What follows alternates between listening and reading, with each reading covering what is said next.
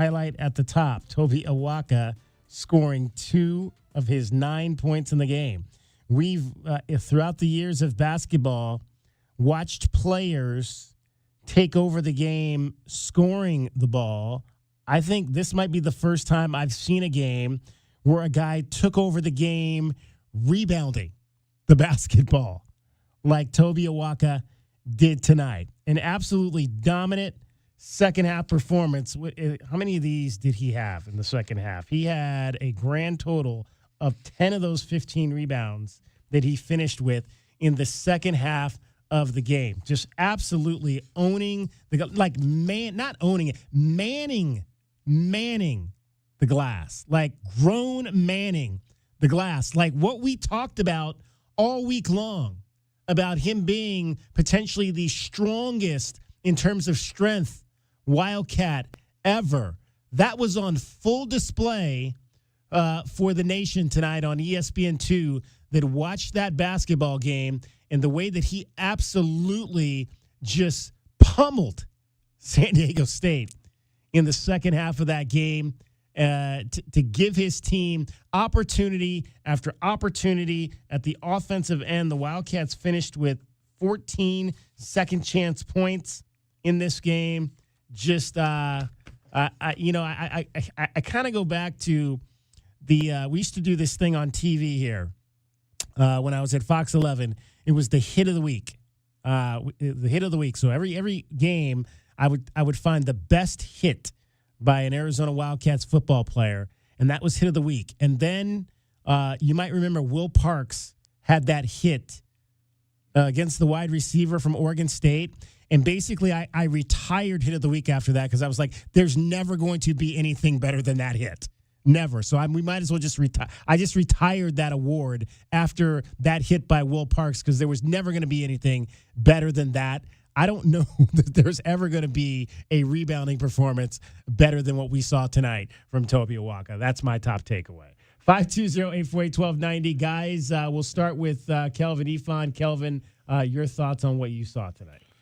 First you got to shout out San Diego State, man. I mean, they came in to battle. They came in to fight. They came in with a game plan of, try to slow U of A down, force them to shoot the three, force them to shoot from the perimeter, stack the inside. So you got to give them credit for executing their game plan. Second, I mean, U of A, man, you got to find a way, man. It's not always going to be pretty. It's not always going to be pretty. Sometimes you got to scratch and claw to be able to figure out how to get a win. Some teams make it ugly, muck it up. To make the game tough to see if you don't mind winning ugly. So, yeah, I just think it was just one of those games where everybody just had to just knuckle up and just fight all the way to the end. So 68-45, it is what it is. Awaka, dominant. I mean, as you said, man, 10 rebounds in the second half. Guys dream of having 10 rebounds in one game. So 10 in the second half. I mean, sharing minutes with two other guys and battling his own teammates for rebounds to be able to get that many is just ridiculous. I mean, my first takeaway is what's the threshold for fans to get their money back? Because 32% for both teams combined, guys. 37 out of 115. 115 field goals attempted, 37 makes. As Kelvin just laid it out there, I mean, in 40 years of watching and college basketball being the only sport I'm truly passionate about, I've learned one thing, Kelvin. It's not always going to be pretty. And in those games where your offense just isn't flowing, where things are just good shots and good looks at the rim are hard to come by, you just got to find a way. And obviously, huge credit to San Diego State and the game plan they had coming in. Arizona's defense and rebounding shut the door in the second half. Super dominant. I think San Diego State had 13 points with about 3 minutes left in the game. 13 points in the second half.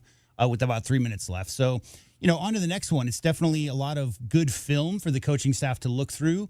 My first early takeaway was sloppy.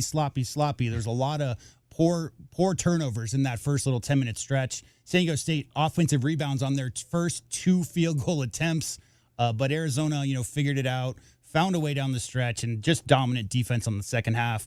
Not sure what Coach Dutcher, I'm sure we'll talk about it, was thinking in the second half, because all of their offense in the first half was going at the rim, and in the second half, it was a lot of jump shots. They didn't get in the bonus for the entire second half, so that helped Arizona, honestly, in that second half with their defense. Wins a win, 11-0. Really, really looking forward to seeing what San Diego State does for the rest of the season, because that's a team with 10, 11 guys in the rotation that's going to have periods of games that look really cohesive and others where they don't, because it's so hard to get all those guys on the same page. It's going to be a good San Diego State team. I guarantee that's an NCAA tournament team by the end of the year. 68-45. Least amount of points Arizona scored in the season, least amount of points they've given up.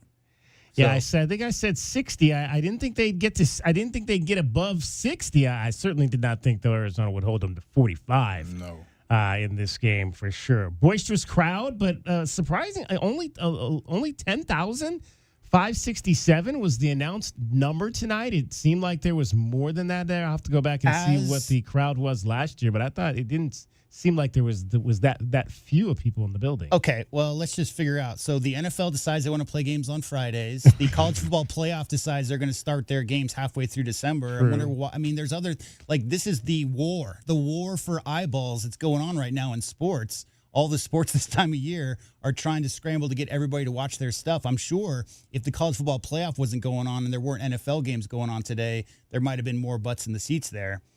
But, you know, as far as I was concerned, I heard a lot of U of A chants, and that's what really matters. Big contingency of Arizona fans made the trip up there, and that's always good. Well, that was actually more than there was last year for the UCLA game. UCLA game last year was only 8,437. I'd have thought there was more than that there last year for that particular ball game. So there you go.